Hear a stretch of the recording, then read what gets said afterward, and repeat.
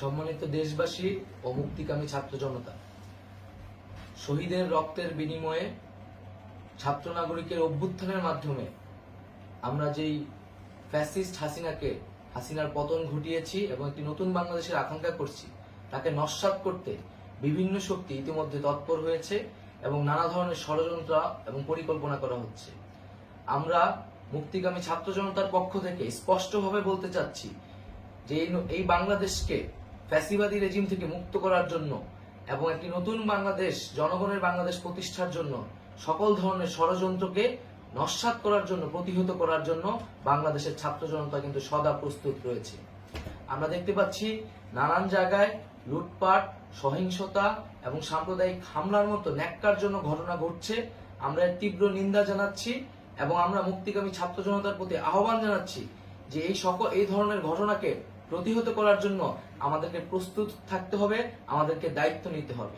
কেউ যাতে এই আন্দোলনকে নস্যাৎ করার জন্য এই ধরনের ঘটনা ঘটানোর সুযোগ না পায়, সেদিকে আমাদের সদা সতর্ক থাকতে হবে।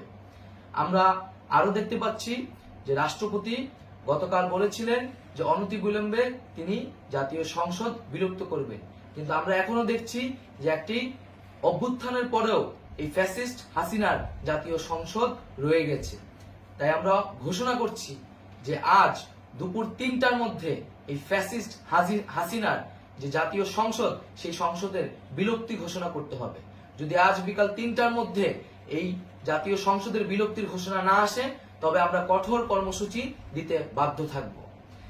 এছাড়া বন্ধুগণ, সবার জন্য আমরা জানাচ্ছি যে আমাদের যে অন্তর্বর্তীকালীন সরকারের কথা আমরা বলেছি, সেই সরকারের প্রধান উপদেষ্টার নাম আমরা ইতিমধ্যে ঘোষণা করেছি এবং এই সরকারের অন্যান্য উপদেষ্টা সহ সামগ্রিক রূপরেখা আমাদের প্রস্তুত রয়েছে।